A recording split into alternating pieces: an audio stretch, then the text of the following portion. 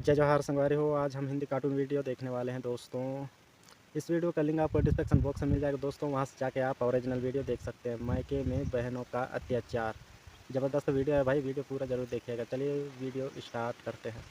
मायके में बहनों का अत्याचार वर्सेस ससुराल में जेठानियों का प्यार। चिलचिलाती धूप है। काव्या हैंडपंप चलाकर मिर्चियों की बड़ी टोकरी धो रही है। जल्दी धो लेती हूँ वरना बड़ी मम्मी बहुत चिल्लाएंगी। पानी भी गर्म आ रहा है। हे भगवान, आज तो बहुत लू चल रही है। अरे ओ करम जली, वहीं हैंडपंप पर टंगी रहेगी या इन्हें सुखाएगी भी। अगर ये सूखी नहीं ना तो तेरी खैर नहीं है। हाँ, बड़ी मम्मी बस ले ही जा रही हूँ छत पर। काव्या भारी टोकरी उठाई सीढ़ियों की तरफ बढ़ती है। रास्ते में रिया और सोनम हाथ में ठंडे शरबत का गिलास लिए उसका रास्ता रोककर खड़ी हैं। अरे कहाँ जा रही है इतना जल्दी में? देख तो सही, इस गीली टोकरी से फर्श गंदा हो रहा है। रिया हटो ना, टोकरी बहुत भारी है और फर्श बहुत गर्म है। मेरे पैर चल रहे हैं। मेरी चप्पल अंदर वाले कमरे में है। प्लीज सोनम, मुझे ला देगी क्या? क्यों रे, बड़ी नवाबजादी बन रही है। तेरी माँ यहाँ चप्पलें छोड़ कर गई थी क्या? जाकर नंगे पाँव ही ये सब सुखा। धूप में खड़ी रहेगी तभी तो याद रहेगा कि अचार कैसे सुखाते हैं। काव्या जैसी छत के फर्श पर कदम रखती है उसकी चीख निकल जाती है, क्योंकि फर्श भट्टी की तरह दहक रहा है। वो टोकरी पटक कर पीछे भागती है, लेकिन रिया दरवाजा बंद करके बाहर से कुंडी लगा देती है। मर गई। रिया दीदी गेट खोलो, बहुत जल रहा है फर्श। मेरे पैर झुलस रहे हैं। प्लीज गेट खोलो ना। एक शब्द भी और बोला तो मम्मी से कहकर रात का खाना भी बंद करवा दूंगी। चुपचाप सारी मिर्चें फैला और आम के टुकड़े डाल। जब तक काम खत्म नहीं होता ये गेट नहीं खुलेगा। खड़ी रह वहीं। काव्या मजबूरन तपती छत पर एक किनारे बैठकर मिर्च कूटने लगती है। मिर्च की तीखी धांस ने उसे भयंकर खांसी आती है। ओ कल मुही काव्या, काम हुआ कि नहीं? अगर एक भी मिर्च खराब हुई ना तो तेरी खाल उधेड़ दूंगी। मुफ्त की रोटियां तोड़ना बंद कर और हाथ जला। बड़ी मम्मी कर रही हूँ, बस थोड़ा और रह गया है। दीवार के उस पार से पड़ोस की दो औरतें शांति और विमला अपनी खिड़की से काव्या को तपते फर्श पर मिर्च कूटते हुए देख रही हैं। देख विमला, कल जुग आ गया है। गायत्री और पद्मिनी ने तो शर्म बेच खाई है। उस मासूम बच्ची को इस चिलचिलाती धूप में भट्टी जैसी छत पर खड़ा कर रखा है। और क्या, अपनी दोनों बेटियों को तो कूलर के सामने बिठाकर शरबत पिला रही है और इस अनाथ बच्ची को नंगे पांव धूप में भून रही है। अरे अगर सगी बेटी होती तो क्या गायत्री उसे इस आग में खड़ा करती? देख तो सही, मिर्च की धांस से बेचारी का चेहरा लाल पड़ गया है। हे भगवान, ऐसी ताई चाची किसी दुश्मन को भी ना दे। हे भगवान, मम्मी पापा अब क्यों चले गए? ये लोग मुझे कितना परेशान करते हैं।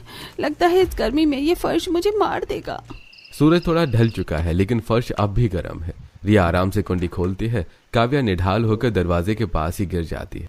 चल अब नीचे उतर, मिर्चियाँ सूख गई होंगी। और हाँ, अपनी ये सड़ी हुई शक्ल मत बनाना नीचे, वरना मम्मी को बता दूंगी कि तूने काम चोरी की है।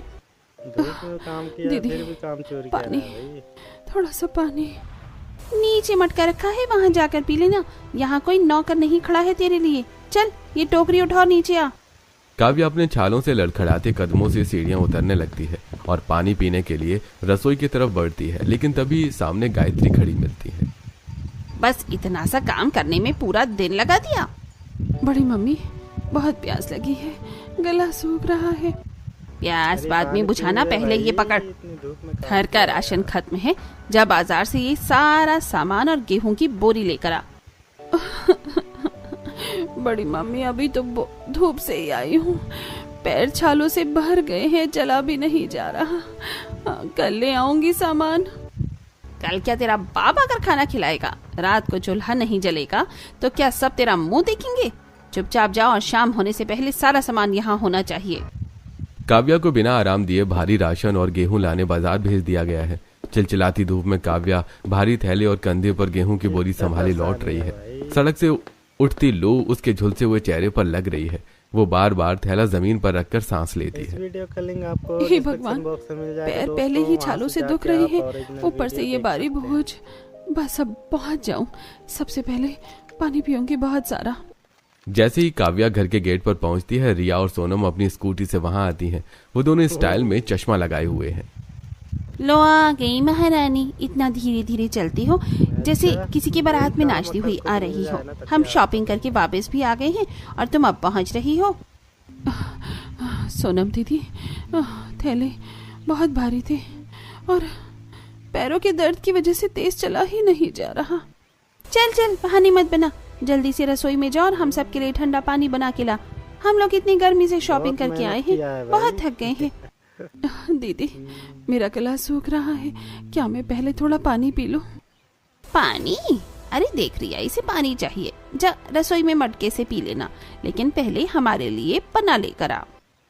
काव्या डर के मारे वो भारी गेहूं की बोरी को जमीन पर घसीटते हुए स्टोर रूम की तरफ ले जाने की कोशिश करती है। तभी रिया जानबूझकर बोरी को रस्सी खोल देती है और देखते ही देखते बोरी से सारा साफ गेहूं आंगन की धूल और मिट्टी में बिखर जाता है। अरे ये क्या किया तूने, अंधी है क्या? देख रिया, इसने सारा गेहूं मिट्टी में मिला दिया, अब इसे साफ कौन करेगा? नहीं दीदी, मैंने तो कुछ भी नहीं किया, ये तो अपने आप। दीदी बहुत थक गई हूँ, प्यास से दम निकल रहा है मेरा। तो पी देना। ड्रामा बंद कर अपना, अब एक एक दाना चुनकर साफ कर और वापस बोरी में भर। जब तक एक एक दाना साफ नहीं होता तुझे पानी तो क्या, पानी की एक बूंद भी नहीं मिलेगी। दीदी आपको जरा भी तरस नहीं आता, सुबह से भट्टी जैसी छत पर थी, फिर बाजार भेजा, इतना अत्याचार क्यों करती हो तुम मुझ पर? मैं भी तो इसी घर की बेटी हूँ। क्या अत्याचार? बड़ी आई बेटी बनने वाली, काम नहीं करेगी तो खा खा कर भैंस हो जाएगी। तुझे यहाँ हराम का पालने के लिए थोड़ी ही लेकर आए हैं हम। काव्या झुककर मिट्टी में मिले गेहूं के दानों को अपनी कांपती उंगलियों से समेटने लगती है। रिया और सोनम अपने कमरे में जाकर कूलर की ठंडी हवा खाने लगती हैं। आंगन में गेहूं समेटने के बाद काव्या पसीना पोंछने के लिए उठती है और रिया के कमरे से पास से गुजरती है। अंदर रिया और सोनम अपने अपने बॉयफ्रेंड से वीडियो कॉल पर बात कर रही है। हाँ बेबी, आज रात की पार्टी में मिलते हैं, मम्मी पापा को तो पता भी नहीं चलेगा। हाँ यार, वैसे भी काफी टाइम हो गया है हमें क्लबिंग किए हुए। रिया दीदी, ये आप क्या कर रही हैं? बड़ी मम्मी को बिना बताए आप लोग बाहर लड़कों से मिलने जा रही हैं, ये गलत है दीदी, अगर उन्हें पता चला तो? तेरी हिम्मत कैसे हुई हमारी बातें सुनने की, और तू हमें सिखाएगी कि क्या गलत है और क्या सही? सोनम काव्या के गाल पर एक जोरदार थप्पड़ जड़ देती है। अगर तूने मम्मी के सामने एक शब्द भी मुंह खोला तो तेरा वो हाल करेंगे कि तू याद रखेगी। काव्या रोते हुए बाकी काम निपटाने रसोई में चली जाती है। अब शाम का समय है, कमरे में महंगे परफ्यूम की तेज खुशबू फैली है। रिया और सोनम आईने के सामने खड़ी होकर मेकअप कर रही हैं। काव्या थकी हारी हालत में जमीन पर बैठकर फर्श साफ कर रही है। यार, मेरी सहेली ने बोला है कि पार्टी में कोई हेल्प करने वाला चाहिए। ये वहाँ बेटा तो होगा ही, लेकिन हमारा स्पेशल ख्याल करने के लिए कोई अपना बंदा चाहिए यार, तो इसीलिए चलते हैं ना। वैसे भी घर में पड़ी पड़ी क्या ही करेगी, मुफ्त की रोटियां ही तो दौड़ रही है।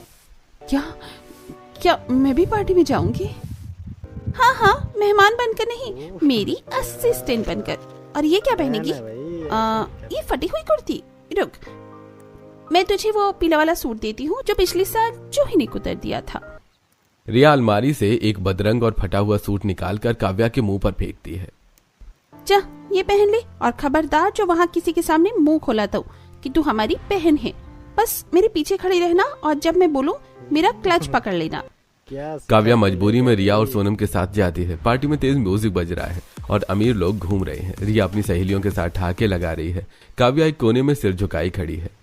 रिया, ये कौन है तेरे साथ? इसका हुलिया तो देख, कितनी अजीब लग रही है ये। अरे ये हमारे घर में काम करने वाली आई है। इसकी माँ मर गई थी तो मम्मी ने तरस खा के रख लिया है। अब घर पर अकेली छोड़ नहीं सकते थे तो इसलिए साथ ले आई। पार्टी में रिया और सोनम अपने बॉयफ्रेंड्स के साथ किस कर रही थी। काव्या ने उन्हें रोकने की कोशिश की, जिससे रिया और सोनम चिढ़ गईं और उन्होंने जानबूझकर अपना हाथ पीछे झटका, जिससे उसके हाथ का जूस पास खड़ी एक रईस औरत की महंगी ड्रेस पर गिर जाता है। काव्या, ये क्या किया तूने? अंधी है क्या? देख, मैडम की इतनी महंगी ड्रेस खराब कर दी। पर दीदी, मैंने तो कुछ भी नहीं किया, मैं तो बहुत दूर खड़ी थी। जुबान